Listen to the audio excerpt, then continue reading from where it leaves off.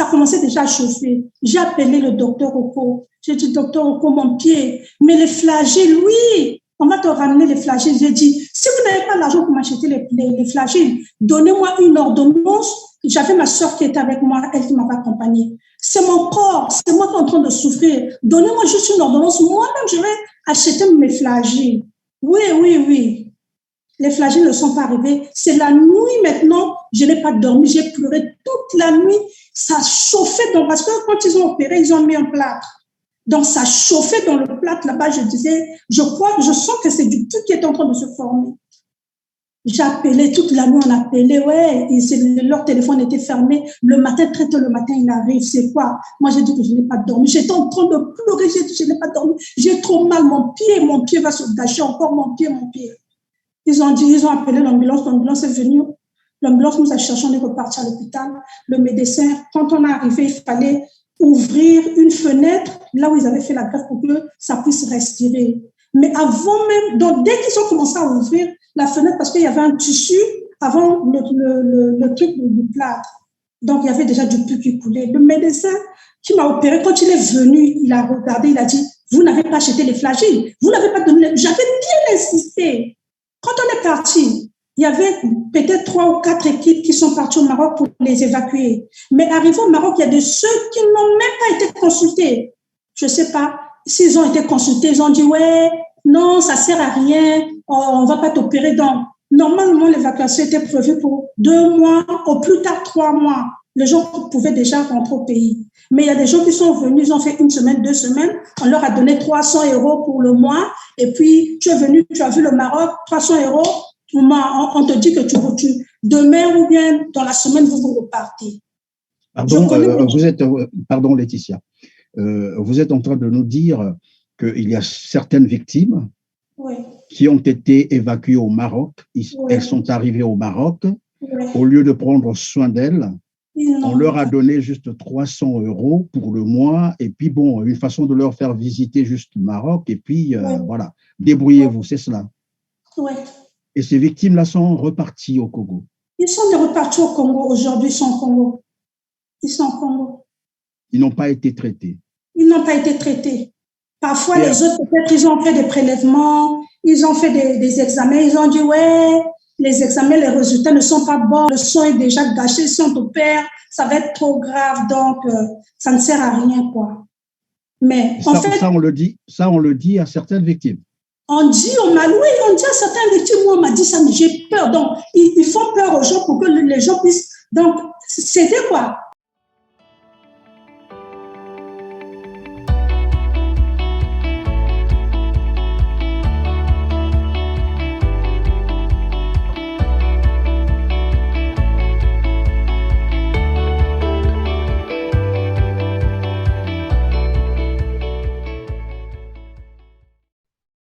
Heureux de vous retrouver, mesdames, mesdemoiselles et messieurs, fidèles téléspectateurs, pour ce nouveau numéro de Droit de savoir consacré à une victime des explosions des dépôts d'armes et des munitions d'Umpila. Vous vous souvenez, ce fut un 4 mars 2012 à Brazzaville.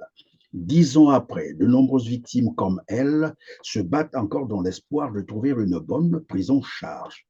Celle avec qui nous allons échanger tout à l'heure se trouve en France. Elle a déjà perdu une jambe et tente de sauver la deuxième. Malheureusement, les services qui doivent prendre charge financièrement de ses soins au niveau de Brazzaville ne répondent plus. Elle ne sait plus à quel sein se vouer. Elle s'appelle Jeanne-Flore Laetitia Nzaba. Bonjour Madame Nzaba et merci surtout d'avoir accepté notre invitation malgré les conditions dans lesquelles vous êtes. Bonjour Monsieur Christian. Bonjour, bonsoir à vous aussi, mesdames, mesdemoiselles et messieurs, fidèles téléspectateurs. Likez, partagez, vous pouvez aussi envoyer les étoiles pour soutenir votre chaîne TLR TV et garantir, promouvoir, bien entendu, l'indépendance de votre canal d'information. Pour ceux qui viennent de nous rejoindre sur TLR TV, moi, c'est Christian Perrin. Flore Laetitia. Oui. Vous êtes actuellement en France, mais dans un premier temps, je souhaiterais que vous nous parliez de vous. Qui êtes-vous? Qui est Flore Laetitia? En quelques mots, bien entendu. Je m'appelle Nzaba Jeanne-Flore Laetitia. Je suis congolaise. Je suis née à Brazzaville, grandie à Brazzaville. J'ai été victime du 4 mars 2012 à Brazzaville. Vous avez des enfants? Oui, j'ai 3 enfants. Alors, vous êtes actuellement en France, Laetitia. Oui. Est-ce que vous pouvez nous expliquer comment vous êtes arrivée là? Pourquoi vous êtes en France? Que s'est-il passé? En fait, ma jambe gauche a été amputée depuis l'hôpital militaire, au service de chirurgie A de l'hôpital militaire. Et puis, en décembre, en mars 2013, les victimes du 4 mars ont été évacuées au niveau du Maroc. Donc, mon autre pied droit aussi a été touché. Et quand les Marocains sont arrivés, ils ont opéré. Ils m'ont opéré, ils ont mis des vis à l'intérieur. Mais comme il y avait trop de malades au niveau de l'hôpital, donc le suivi n'était pas bon. Donc, ils avaient oublié que mon pied était opéré. Normalement, ils allaient commencer à faire des pansements après 5 jours, mais le pied était ouvert après 17 jours. Donc, le tibia était nécrosé, donc la peau était pourrie, quoi. Donc, ils ont décapé, l'os était resté derrière, dehors pendant des mois. Et puis, peut-être 7-8 mois plus tard, il y a des cédants qui sont arrivés à Brazzaville et les docteurs de l'hôpital militaire, ils ont négocié avec les cédants s'ils pouvaient me faire une greffe pour protéger l'os. Mais eux, ils ont dit Pardon, Laetitia, vous avez dit l'os est resté dehors pendant des mois, c'est ça? Oui, pendant des mois. Ils ne pouvaient rien faire. Tout le temps, ils décapaient, ils coupaient pour chercher à faire sortir une nouvelle peau. Par chance, peut-être que ça pouvait se refermer. Donc, alors, avant qu'on puisse continuer, Laetitia, tu vas me pardonner, est-ce qu'on peut revenir d'abord sur le contexte? Comment tu t'es retrouvée dans cette situation? Que s'est-il passé ce jour-là? Si vous vous rappelez, bien entendu. Oui, je me rappelle comme si c'était hier. C'était un dimanche matin. Comme tous les dimanches, on se prépare pour aller à l'église. Et puis, ma fille, comme elle était dans une chorale de l'église, donc elle devait aller avant moi. Et puis moi, j'allais me préparer pour la suivre après. Donc, on s'est préparé. Ma fille, elle est partie à l'église. L'église, nous, on était à la rue Franceville, au 753, à la rue Franceville, avenue de Gompo. Et ma fille est partie à l'église. Moi, je suis restée. Le temps de me préparer, on écoute, ça fait boum pour la première fois. Quand ça fait boum, il y avait le noir. Tout était noir. Donc, comme le papa de mes enfants, lui, il est policier, dans le quartier, il y a beaucoup de militaires. Donc, on était juste dans la ruelle, en face le portail du pont blindé. On est sorti dans les maisons, mais qu'est-ce qui se passe? Il y a un monsieur qui est sorti de chez lui, il a dit, comme ça avait fait comme une bougie noire. Donc, lui, il a dit, cette bougie-là, c'est dangereux. On ne sait pas ce que ça peut être. Donc, prenez les enfants, sortez, prenez cette direction, partez peut-être vers la Tiémé ou bien, je ne sais pas, vers Bakongo. Mais quand il nous a bien dit, prenez l'autre direction.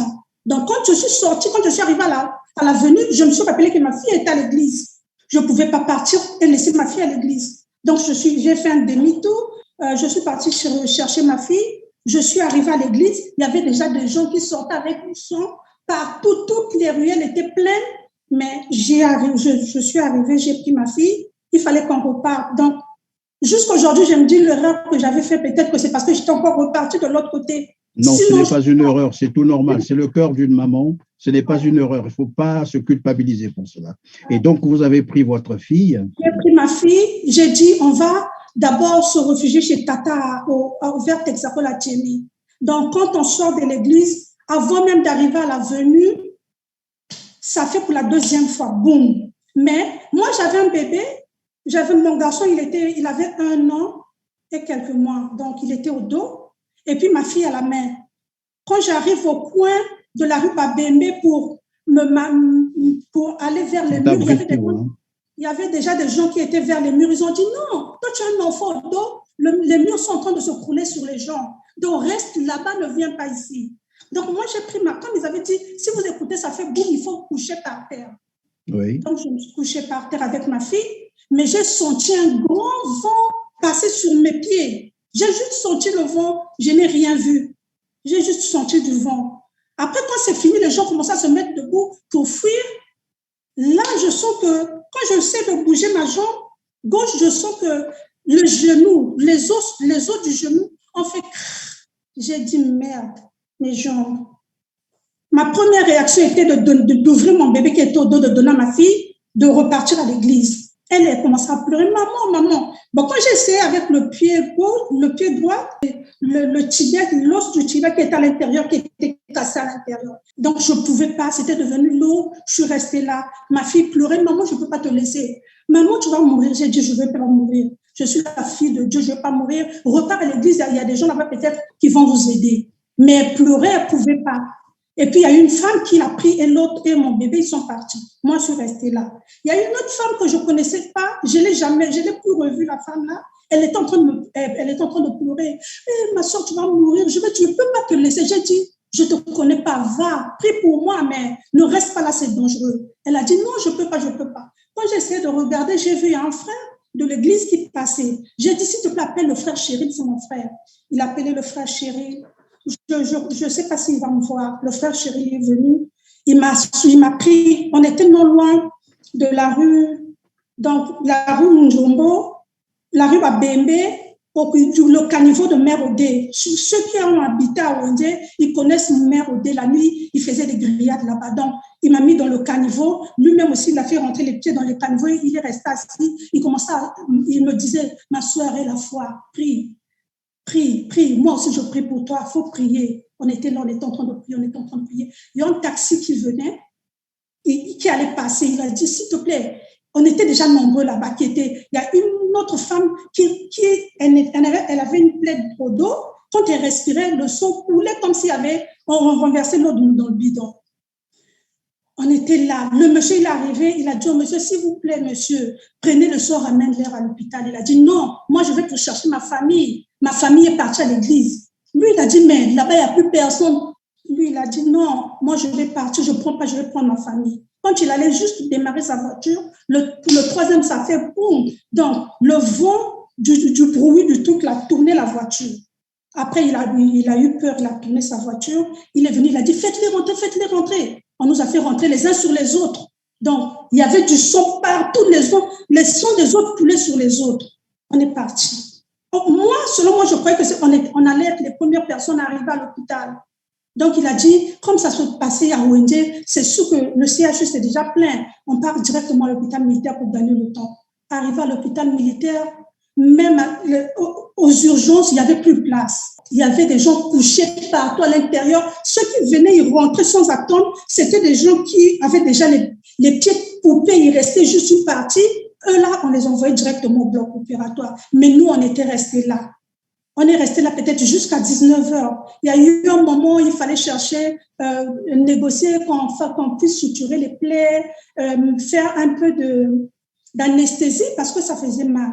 On est resté là le premier jour jusqu'à peut-être 20h, 21h. On nous a ramené de l'eau, on a bu l'eau, mais on était là. Il n'y avait pas de place même pour faire les radios. Après cet épisode, on a commencé à vous prendre en charge quand exactement, c'est-à-dire combien de temps après vous avez commencé vos soins à vous? Normalement, les soins avaient commencé depuis le premier jour. Depuis le premier jour, ils nettoyaient juste les pieds. Ils nettoyaient les plaies légèrement, ils fermaient. Ce n'était pas vraiment les soins.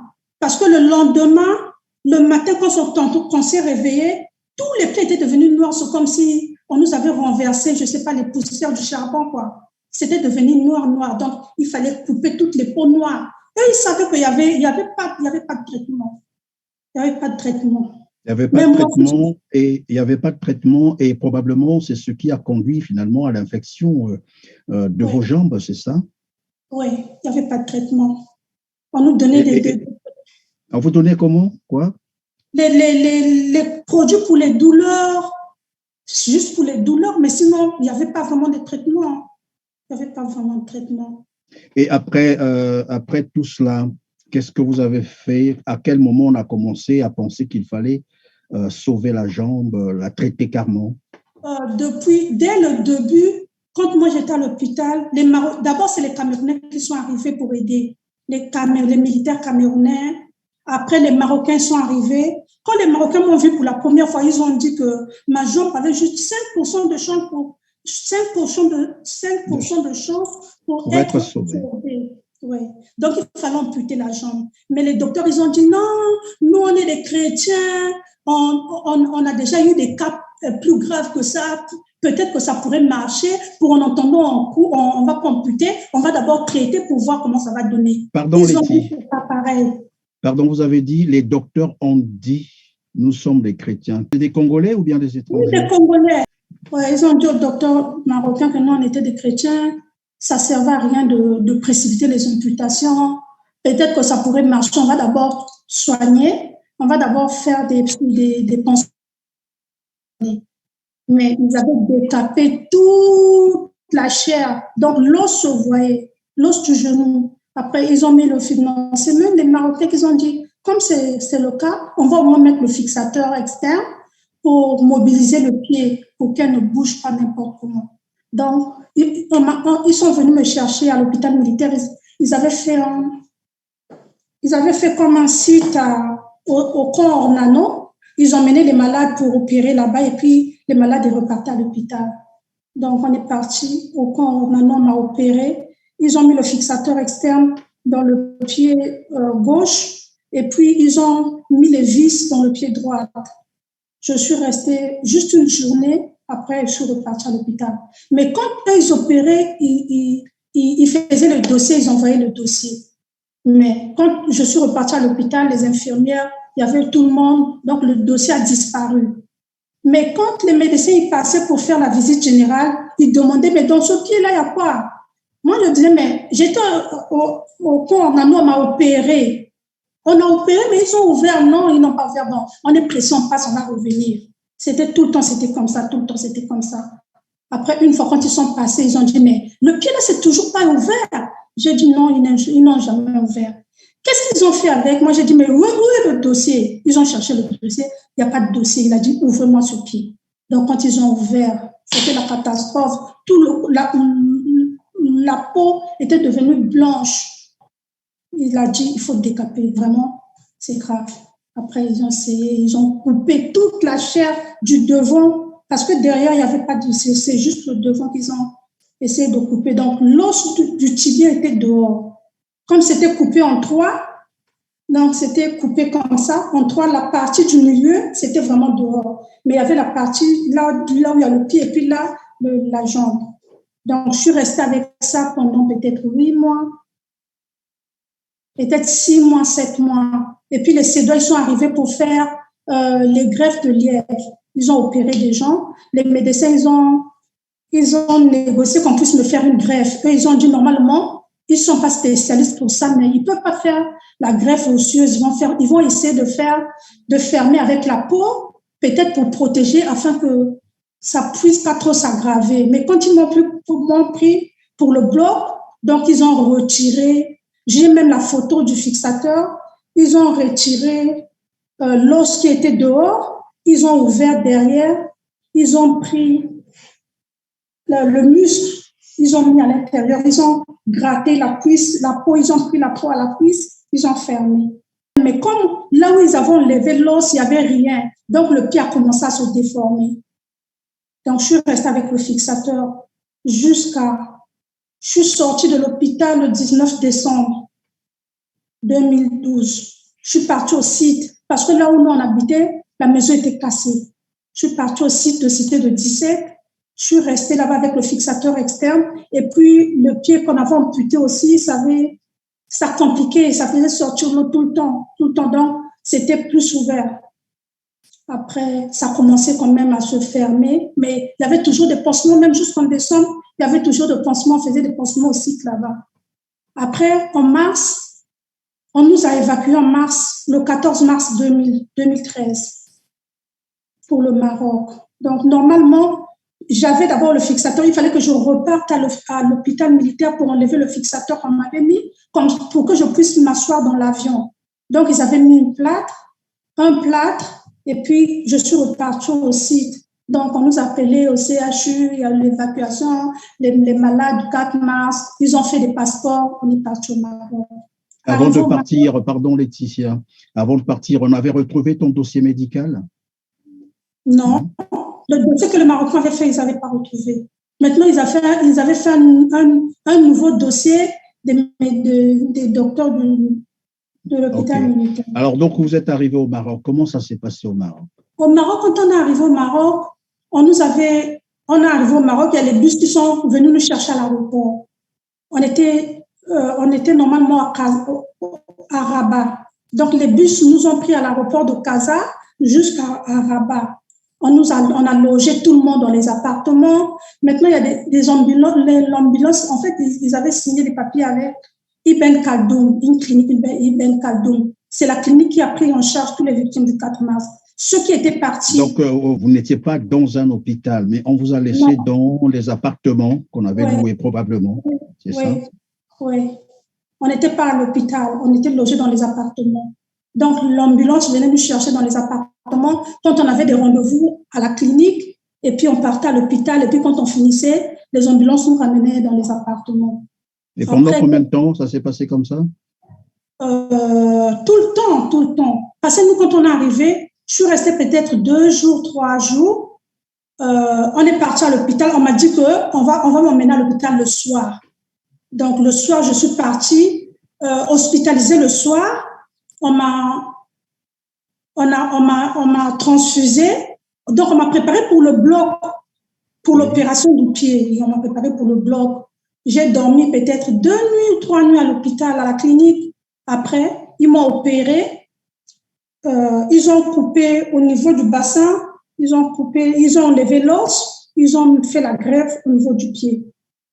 Mais quand ils ont fini, avant que je sorte, le médecin avait insisté que quand tu pars, il a dit au docteur, il faut donner les flagyles, il faut prescrire les flagyles. Elle doit prendre les flagyles parce que le pied a déjà été opéré plusieurs fois. On doit prévenir. Le médecin a dit, oui, c'est bon, on va faire ça. Même quand on est parti, moi j'ai dit, mais les flagyles, oui, on va te ramener les flagyles. On va passer à la pharmacie, on va te ramener les flagyles. Ils n'ont pas ramené les flagyles. Donc, j'ai juste pardon, Laetitia, lesquels n'ont pas amené les flagyles? Vous parlez les médecins qui étaient partis avec nous. On était avec le docteur Oko, on était avec mon Charlotte. Elle était retraitée, mais quand on est parti, je crois qu'on était parti avec elle. Il y avait aussi une autre femme aussi qui était avec. Il y avait des docteurs. Il y avait le docteur Bozongo. Et donc, ce sont les docteurs, pardon, ce sont ces docteurs congolais qui vous ont accompagné au Maroc. Et oui, quand on leur dit d'acheter les flagyles pour prévenir, parce que le pied ou disons la jambe a déjà subi beaucoup d'opérations, question d'éviter qu'il y ait encore une autre infection, il fallait acheter les flagyles. Et ils n'ont pas acheté ces flagyles-là. Qu'est-ce qu'ils vous ont dit? Ils n'ont pas acheté. Ils ont juste dit, oui, ils vont passer par la pharmacie, ils vont m'envoyer les flagyles. J'ai dit, OK, on a attendu, ils ne sont pas passés. La nuit, la même nuit, pour qu'on se réveille le matin. Je crois que c'est la nuit du matin qu'on se réveille, ça commençait déjà à chauffer. J'ai appelé le docteur Oko. J'ai dit, docteur Oko, mon pied, mais les flagyles, oui, on va te ramener les flagyles. J'ai dit, si vous n'avez pas l'argent pour m'acheter les flagyles, donnez-moi une ordonnance. J'avais ma soeur qui était avec moi, elle qui m'avait accompagnée. C'est mon corps, c'est moi qui suis en train de souffrir. Donnez-moi juste une ordonnance. Moi-même, je vais acheter mes flagyles. Oui. Les flagyles ne sont pas arrivés. C'est la nuit maintenant, je n'ai pas dormi, j'ai pleuré toute la nuit. Ça chauffait, parce que quand ils ont opéré, ils ont mis un plâtre. Donc, ça chauffait dans le plâtre là-bas. Je disais, je sens que c'est du tout qui est en train de se former. J'ai appelé toute la nuit, on appelait, leur téléphone était fermé. Le matin, très tôt le matin, il arrive. C'est quoi? Moi, j'ai dit que je n'ai pas dormi. J'étais en train de pleurer, j'ai dit, je n'ai pas dormi. J'ai trop mal, mon pied va se gâcher encore, mon pied. Ils ont appelé l'ambulance est venue. L'ambulance nous a cherché, on est reparti à l'hôpital. Le médecin, quand on est arrivé, il fallait ouvrir une fenêtre, là où ils avaient fait la greffe pour que ça puisse respirer. Mais avant même, donc dès qu'ils ont commencé à ouvrir la fenêtre, parce qu'il y avait un tissu avant le truc du plâtre. Donc, il y avait déjà du pus qui coulait. Le médecin qui m'a opéré, quand il est venu, il a regardé, il a dit, vous n'avez pas acheté les flagyles, vous n'avez pas donné. J'avais bien insisté. Personne ne pouvait plus rien dire. Il est parti. Donc, à partir de là, je savais déjà que... Pardon, Laetitia, lorsque le médecin te rappelle qu'il vous avait demandé d'acheter les flagyles, les médecins congolais étaient là, non? Oui, ils étaient là. Et ils ont dit quoi? Ils n'ont rien dit. Rien dit. La suite, c'était quoi? Après, on est resté. Ils ont enlevé la partie du plâtre, ils ont commencé à faire les pansements. Mais les os qu'ils avaient mis pour la greffe, ça commençait à sortir. Ça commençait à sortir. Donc, c'était des petits. Donc, tout le temps, ça ressortait. Donc, parfois, le pansement pouvait se fermer. Et puis, un moment, ça faisait comme une ampoule. Et puis, l'ampoule se trouvait, ça commençait à faire sortir l'eau. Après, en fait, c'était pas compatible. Oui, évidemment, c'était pas compatible. Et à la suite, ça donnait quoi? Après, je suis restée comme ça. Ils ont dit, ouais, il faut attendre. Peut-être qu'on va encore faire quelque chose. Les autres, ils ont commencé à faire des prothèses. On a fait des prothèses à la clinique là-bas. Après, ils sont partis. Nous, on est restés encore. Moi, déjà, je ne pouvais pas m'appuyer avec ma jambe droite. Et puis, on ne pouvait pas me prendre la mesure du prothèse parce que c'est la jambe droite, normalement, qui allait soutenir l'autre jambe. Ils ont pris les mesures pour la prothèse, mais je ne pouvais rien faire avec. Donc, j'ai essayé de me mettre debout. Ils ont mis la telle dans l'autre pied, mais la telle, comme le pied était tordu, ils ont fait, je crois que je prends encore je ne sais pas s'ils ont déjà jeté ou bien ça est toujours. Donc, c'était juste pour la forme que, ouais, on était parti au Maroc pour l'évacuation, on est rentré, ouais, on nous a fait les prothèses, rentrez chez vous. Donc, c'était compliqué. On est resté. Les autres qui avaient fait des prothèses au Maroc aussi avec moi, quand ils sont rentrés, parce que quand on est parti, il y avait peut-être 3 ou 4 équipes qui sont parties au Maroc pour les évacuer. Mais arrivé au Maroc, il y a de ceux qui n'ont même pas été consultés.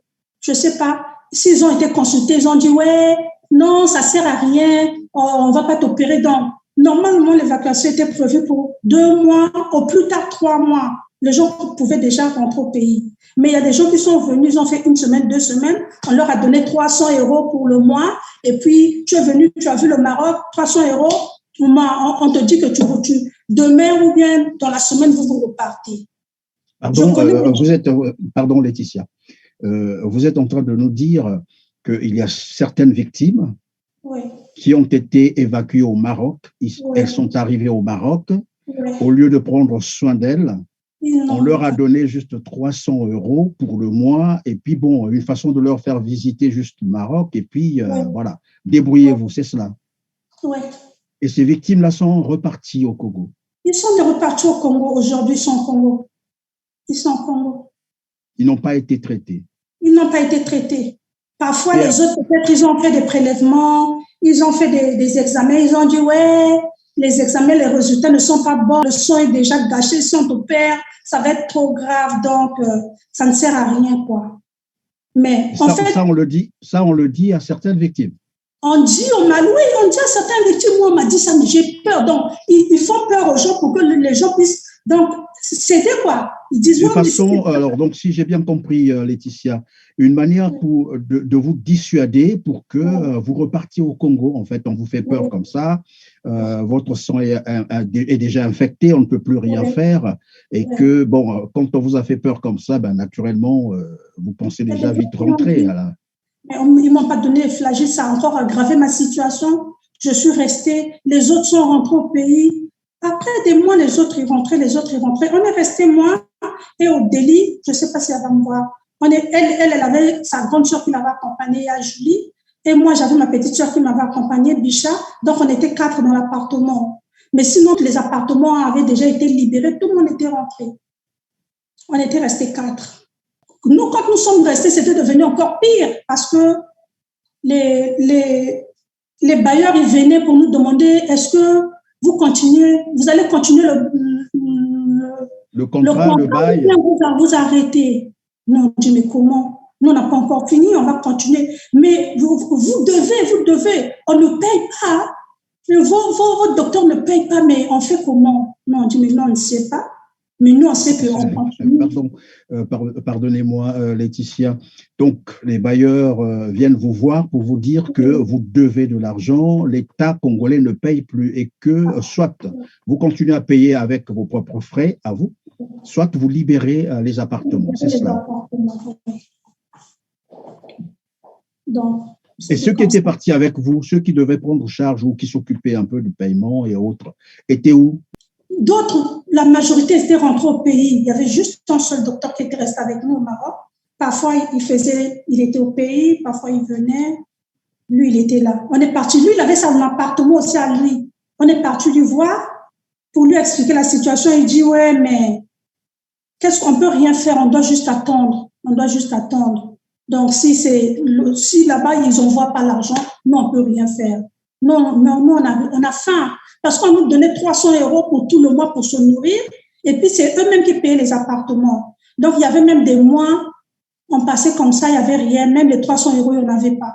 On partait voir mes docteurs, mais moi, j'ai rien, il faut attendre. Il faut attendre une fois. Donc, il vous est arrivé, pardon, Laetitia, il vous est arrivé un moment où vous n'avez même plus les moyens pour votre subsistance et que vous deviez déjà le loyer. Et ceux qui étaient chargés pour assurer ces loyers-là vous disent qu'ils n'avaient plus rien, il n'y avait plus d'argent, l'État congolais n'envoyait plus d'argent. Et donc, vous devrez vous débrouiller. Mais aussi, il est arrivé qu'on ne vous donne même plus l'argent pour la subsistance. C'est cela. Oui. Et toute cette équipe-là qui devrait prendre en charge de vous est encore au Maroc avec vous là-bas. Oui, il était encore au Maroc avec nous. Il était encore avec nous au Maroc. Il disait, mais moi aussi, je n'ai rien, il faut attendre. Brazzaville va envoyer l'argent. Si Brazzaville envoie l'argent, on va vous donner votre argent. On va aussi payer les appartements. Donc, il faut attendre. On ne peut rien faire. Donc, on était tellement énervés, on a dit, on part à l'ambassade. L'ambassade, c'est quand même le Congo. Peut-être qu'ils pourront faire quelque chose pour nous. On est parti à l'ambassade, arrivé à l'ambassade, on a expliqué notre situation. À l'ambassade, on nous dit, de toute façon, c'est votre docteur qui était venu avec vous là, c'est eux qui ont mangé l'argent. Nous, on vous a géré administrativement. Financièrement, c'est pas nous, c'est votre docteur. Donc, nous, ce qu'on peut faire, juste appeler Brazzaville pour peut-être vous envoyer les billets pour que vous rentrez au pays. Sinon, on peut rien faire. On a dit, c'est sûr que c'est la réponse qu'on vous donne au niveau de l'ambassade. C'est ça. Oui. On repense à l'ambassade. Nous, on a dit, mais on fait comment? Mais on ne peut rien faire, on ne peut rien faire. Ici, ils ont même raconté, il y a même quelqu'un qui est décédé ici, son corps, on cherche l'argent pour que ça rentre au pays là-bas. Vous aussi, c'est votre docteur, il faut les appeler, c'est eux qui ont mangé l'argent, il faut les appeler. On a dit, on préfère encore. Ils ont demandé, c'est pas votre décision. Qu'est-ce que vous voulez? Nous, on a dit, on préfère encore aller mourir de faim dans notre pays que de rester au Maroc ici, on n'a personne. Au pays, quelqu'un peut passer, te donne 1000 francs.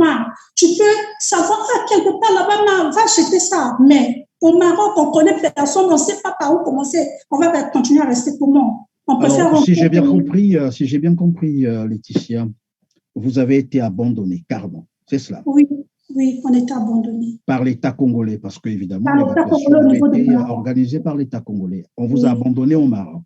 Oui. Et comment vous avez fait pour rentrer?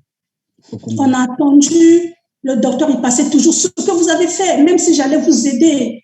Il fallait d'abord passer par moi avant d'aller à l'ambassade. Mais combien de fois on vous a vu? Docteur, on vous a expliqué, vous faites rien. Ouais, il faut attendre, il faut attendre. On a attendu, je crois que l'argent était arrivé, il est passé, il nous a donné les 300 € avec pour le mois qui était passé, avec le mois précédent, vous vous préparez parce que vous allez rentrer au pays. On a des dettes à payer, les autres aussi étaient partis, il y avait des dettes, donc il doit régler tous les problèmes qu'il avait à régler, après on rentre.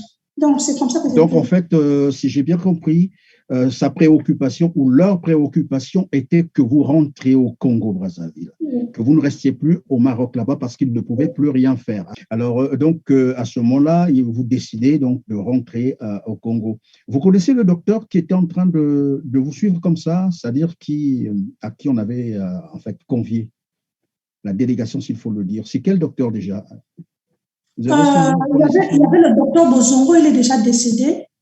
Parce que quand on est arrivé, c'est lui il y avait le docteur Bozongo, il y avait le docteur Elira, je crois. Elira, celui qui fut le directeur général de la santé au Congo? Oui, je crois que lui. Ouais, lui. Il y avait le docteur Oko, il y avait le docteur Chakirou. Il y a même beaucoup de docteurs qui sont venus. Même, il y avait aussi même les docteurs de l'hôpital militaire qui sont venus peut-être une semaine. Une semaine, ils sont venus, ils sont passés dans les appartements pour nous saluer et puis ils sont repartis. Il y avait quand même des docteurs qui venaient et partaient.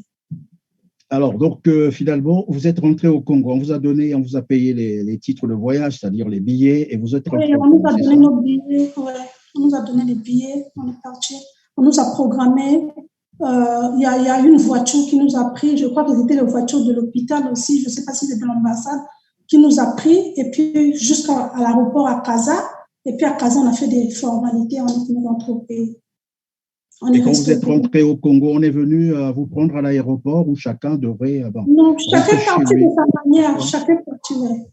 Depuis l'aéroport de Brazzaville, donc Maya, chacun devait prendre sa route, c'est ça? Oui, chacun prend son taxi de sa manière. C'était comme ça. Et la suite, c'était quoi? Parce qu'après, maintenant, vous vous êtes retrouvés, ou maintenant, vous êtes en France. La suite, c'est quoi? Que s'est-il passé et pourquoi vous vous retrouvez maintenant en France? En fait, quand on est rentré au pays, déjà, il y avait la première équipe qui était rentrée, qui sont partis au Maroc, qui sont rentrés sans avoir des soins, ils sont passés à la télé, ils ont raconté comment c'était passé. Donc, c'était chaud, quoi. Tout le monde était énervé. Même ceux qui pouvaient marcher avec les prothèses, ils disaient, ouais, les prothèses en question, c'est pas bien, ça nous brûle, ça nous fait mal. En plus, c'est lourd, c'est des faux, c'est même pas les 10e choix. Ça, c'est peut-être les 20e choix qui sont partis donner l'argent. Même le prothésiste, il a dit, c'est pas moi. Il y a des bonnes qualités de prothèses. Mais c'est vos docteurs qui ont donné de l'argent qu'ils ont donné. C'est par rapport à ce que vous payez, c'est ce qu'on vous met. Donc, moi, je suis pour rien. Sinon, il y a des qualités de prothèses. Mais on met des prothèses par rapport à la somme, l'argent que vous donnez, c'est ce qu'on vous met. Après. C'était des prothèses non adaptées, c'est cela. C'était pas des bons. C'était pas des bons. On est resté quand même. Maintenant, les gens commencent à aller à la présidence. On se retrouve à la présidence pour faire du. Peut-être il pourra faire quelque chose, mais tout le monde sont sûrs que ce qui se passe, en fait, le président n'est pas au courant. Donc, on doit aller, peut-être ça va bouger. On est parti, on a fait des tours, on est parti à la présidence, on a vu le DIRCAP du président, il nous a demandé qu'est-ce que vous voulez. Les gens, ils ont parlé de prothèses, comme ça, c'est comme ça. On a expliqué la situation, comment c'était passé. Il a dit, d'accord, désormais, s'il y a des évacuations, on ne donne plus l'argent au docteur pour vous évacuer. Donc, chacun, il part, si tu choisis ton hôpital, ils vont virer l'argent direct à l'hôpital ou bien ils te donnent l'argent, ils font le virement dans ton compte, tu pars te soigner. Comme ça, personne ne va dire, ouais, moi, on m'a fait une mauvaise prothèse, moi, on m'a stocké, moi, on m'a volé. Chacun va faire comme il veut. C'est comme ça qu'on est entendu. Donc, en 2015, il y a eu encore une autre évacuation en 2015.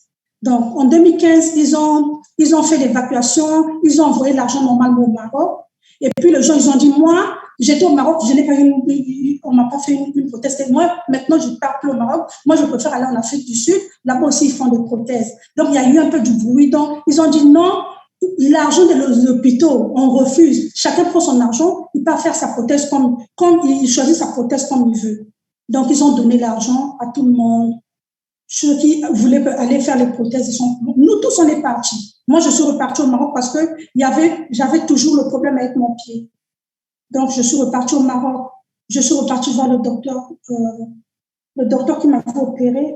Il me dit, on va faire les radios. On a fait les radios, il a regardé. Il a dit, je ne vais pas te mentir. Ton pied, en fait, il a été opéré plusieurs fois. La greffe, est-ce que ça sort toujours? J'ai dit, ça fait quelque temps que ça s'ouvre plus, ça ne sort plus. Il a dit, d'accord, on va encore attendre un peu, mais pour le moment, on ne fait pas. Jeanne-Flore Laetitia Nzaba, vous êtes reparti au Maroc. Oui. Et là-bas, on vous a fait savoir qu'on ne pouvait plus rien. Vous êtes donc reparti au Congo, c'est ça? Ou bien du Maroc, vous êtes allé en France? Quand je suis repartie au Maroc, j'avais contacté. En fait, j'ai fait une connaissance avec une personne. Il m'a mis en contact avec une personne qui était au Canada. Donc, j'ai expliqué ma situation à la personne. La personne a dit oui, on va voir avec l'hôpital américain au niveau du Canada. Donc, on a essayé avec lui. C'était un peu compliqué. Il fallait payer l'assurance. Il fallait faire, c'était trop cher. J'ai dit que j'ai pas l'argent, je peux pas.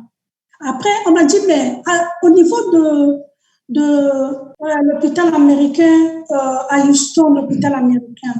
Donc, on a essayé de contacter l'hôpital américain. Ils ont demandé des papiers. Il fallait aller voir le médecin pour faire l'état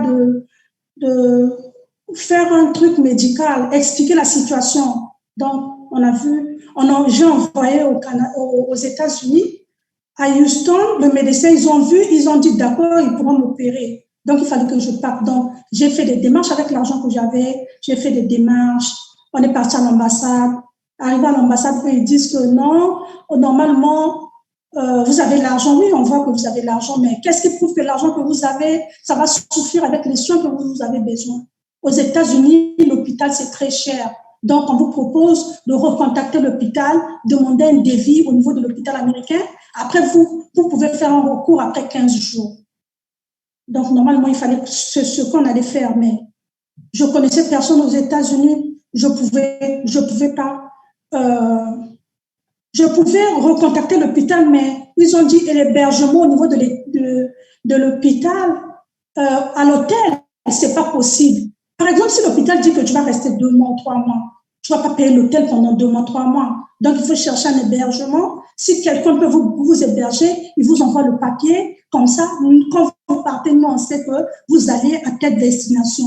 Si vous voulez revenir faire recours, il faut avoir les devis de l'hôpital et puis une attestation d'hébergement. On est rentré. Mais est-ce que vous avez rapporté tout cela au niveau des services, par exemple, au Congo-Brazzaville? Oui, au ministère de la Santé. Quand j'ai commencé les démarches avec Houston, aux États-Unis, en ce temps-là, moi, Charlotte, elle était encore au ministère de la Santé. C'est elle-même qui a fait sortir des papiers, et les photos de l'hôpital américain, tout. Ils avaient le dossier. Ils étaient au courant. Mais moi, quand je pars pour leur voir pour les démarches, ils disent, eux, ils ne font pas les démarches. Eux, leur problème, c'est juste les papiers du ministère de la Santé. Tu fais tes démarches tout seul. Ça, ce n'est pas leur problème.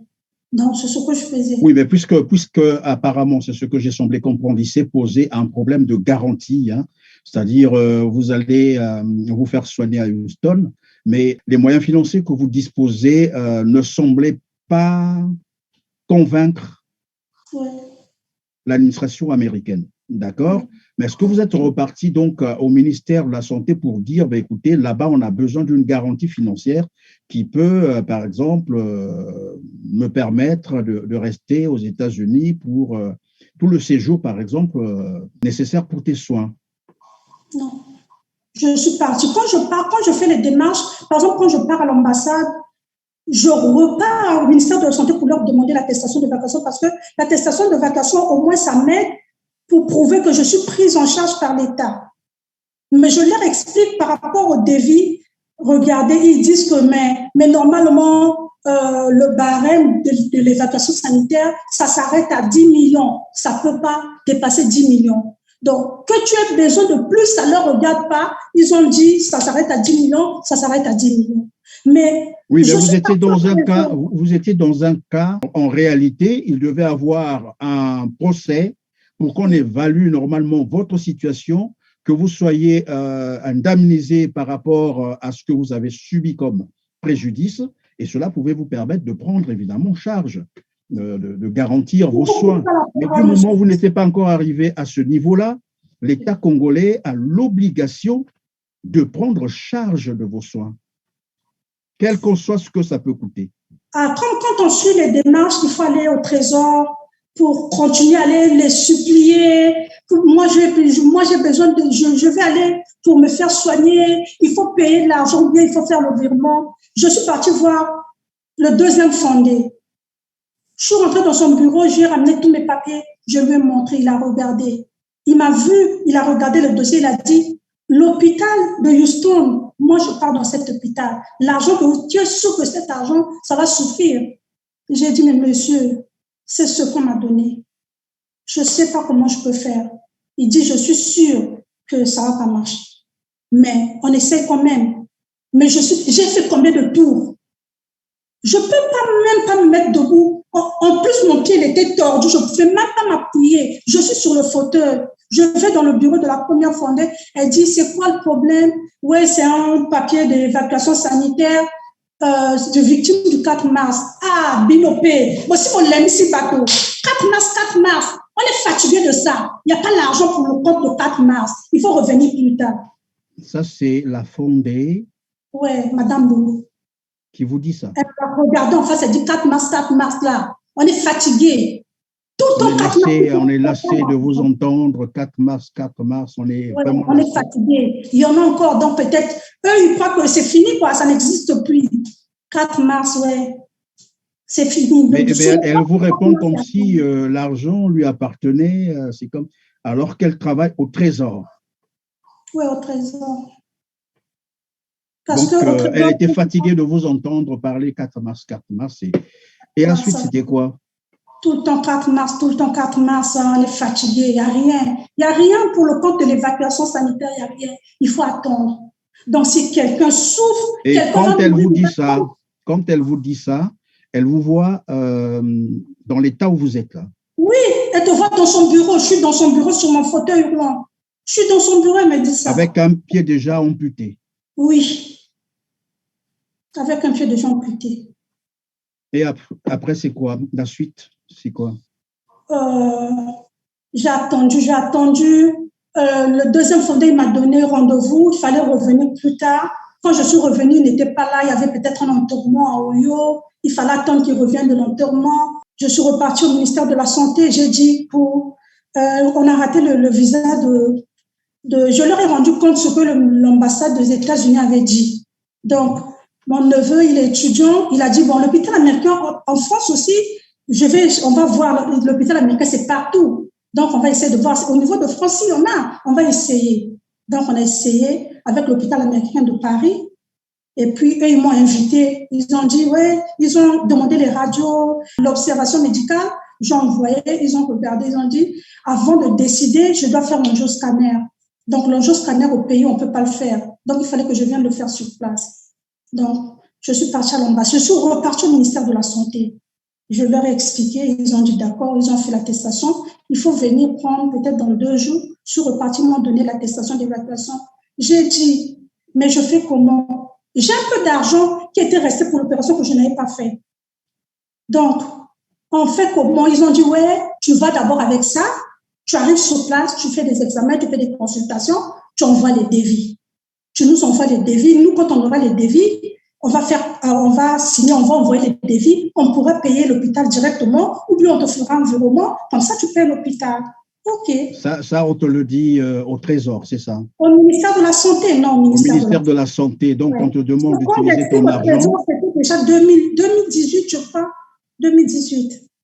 Et donc, vous disiez plutôt, au niveau du ministère de la Santé, on vous demande d'utiliser votre argent, d'aller d'abord en France, faire tout cela, ouais. Et vous leur enverrez les devis et tout ce qui va. À ce moment-là, eux pourront prendre charge, c'est-à-dire payer l'hôpital et les autres et tout ce qui va. C'est ça? Et vous êtes allé en France, vous avez fait toutes ces démarches avec l'argent.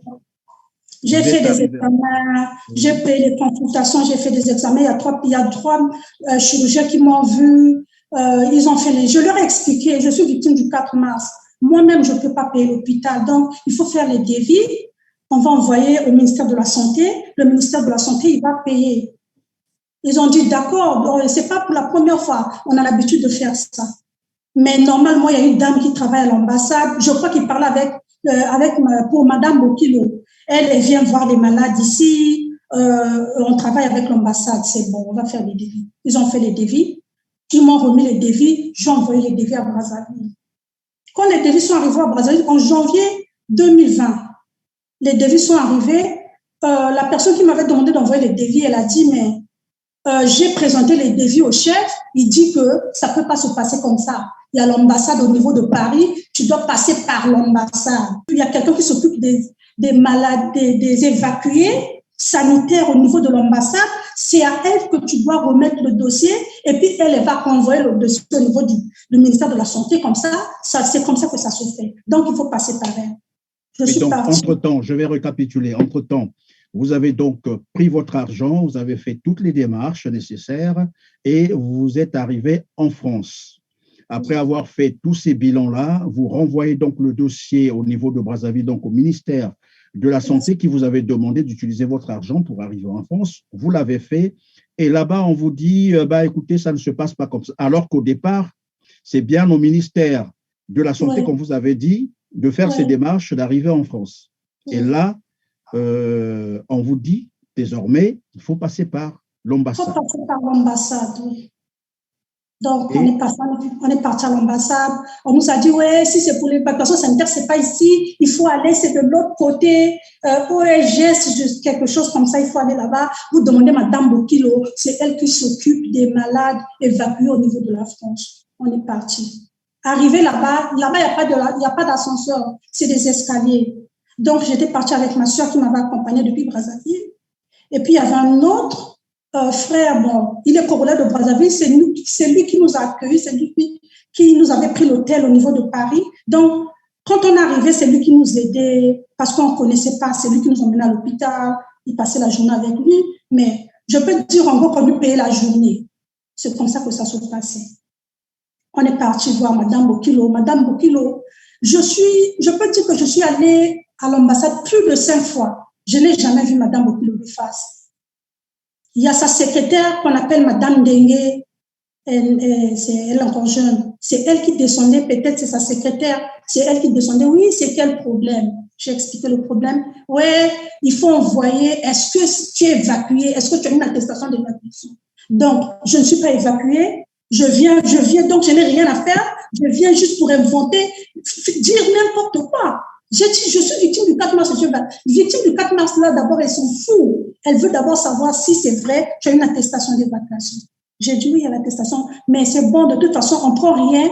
Vous rentrez chez vous, on nous donne l'adresse mail, vous envoyez tout par mail, et puis nous, on va envoyer ça à Brazzaville.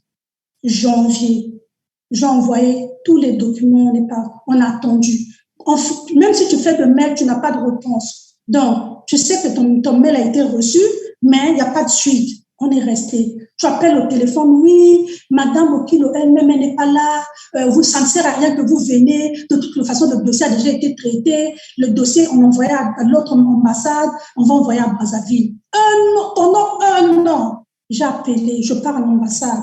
Ouais, mais elle n'est pas là. De toutes les façons, votre dossier il est là. On avait déjà traité, on avait déjà envoyé à Brazzaville. Non, on avait d'abord envoyé à l'autre ambassade là-bas. L'ambassadeur, il doit signer pour que ça parte au pays. Il faut partir à l'ambassade. Donc, on nous fait marcher. On quitte là-bas, on part à l'ambassade nous dit, oh, mais vous venez faire quoi ici? Nous, ici, on s'occupe juste des passeports, des visas, d'autres cartes. Le ministère de la Santé, problème de santé, c'est là-bas. Pourquoi eux, ils nous envoient encore ici? Donc, eux-mêmes ne se comprennent pas. Ils nous font juste marcher, mais il faut partir là-bas, il faut repartir. Je n'ai jamais vu Madame Bokilo. La même personne qui était en train qui m'avait dit d'envoyer le dossier à Brazzaville, qui a dit, ouais, le chef, il a dit, ça doit passer par l'ambassade. Donc, il me dit, normalement, quand tu commences les soins en France, si tu es évacué, tu as le droit d'avoir... Parce que moi, j'étais en train de me plaindre. Moi, je n'ai plus rien. Je ne peux plus payer l'hôtel. Je ne vais pas devenir mendiant en France parce que le 4 mars m'a coupé les gens. Je suis devenue, je ne sais pas, infirme. Donc, je vais traîner partout parce que je n'ai pas là où vivre, là où dormir. C'est quoi? Je n'arrive pas. Faites quelque chose. Elle me dit, ouais, de toute façon, il faut te calmer. Normalement, si tu es évacué sanitaire, ça va venir, mais par où déjà le dossier qui est parti à l'ambassade, jusqu'aujourd'hui, il n'y a pas de trace, on ne sait pas comment on va faire. Donc, une année passée comme ça, je n'ai rien fait. J'ai dit, mais je fais comment? Je vais demander à qui? Je vais supplier qui pour qu'ils puissent m'aider. Tu pars à l'ambassade, c'est pareil. Tu pars chez eux là-bas, c'est pareil. Ils ferment le portail. Et là, ça veut dire qu'à ce niveau-là, vous n'avez plus rien, tout l'argent que vous aviez. Plus rien, on ne pouvait même plus payer l'hôtel là où on était. On ne pouvait plus payer parce qu'on n'avait plus rien. On est venu. Et tout cet argent que vous avez payé là, c'est votre argent à vous? Mon propre argent. Personne ne m'a rien donné, rien. Je sais que le président avait signé un décret que normalement on est pris à charge en 100%. Peut-être que ça traîne encore, peut-être que ça va marcher. Mais sinon, je ne peux plus. On est parti voir une assistante sociale. Elle a dit, mais vous êtes d'abord logé là-bas pour le moment. Si tu étais apte, tu avais tes jambes, on allait vous chercher peut-être quelque part où dormir. Le matin, vous sortez. Mais comme toi, tu es dans le fauteuil, on ne peut pas te réveiller le matin pour libérer la place parce qu'il y a des gens qui viennent travailler là-bas. Donc, il faut patienter. C'était devenu trop. Donc, on a appelé le 115. Jusqu'aujourd'hui, c'est le 115 qui nous a logés, moi et ma soeur, dans un foyer à Saragumi. Donc, Donc, maintenant, là où vous parlez, vous êtes dans ce foyer-là. oui, on est dans le foyer. À Sarreguemines, moi et ma Alors, soeur. vous avez dit que le président avait signé un décret, c'est ça? Qu'on devait Oui, vous prendre en charge à 100%. ouais. Normalement, on avait droit. Il avait dit qu'on a droit aux évacuations sanitaires. On avait, normalement, il y avait une rente. Il y a une rente qu'on paye tous les mois, comme un salaire normal tout le mois. Mais la rente, Vous elle est percevez cela, hein?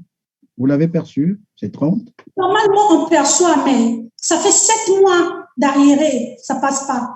Même les autres victimes, quand ils partent pour faire des démarches, ils disent, même les salariés eux-mêmes, ils ont des arriérés, vous venez faire du bruit ici. Il faut attendre.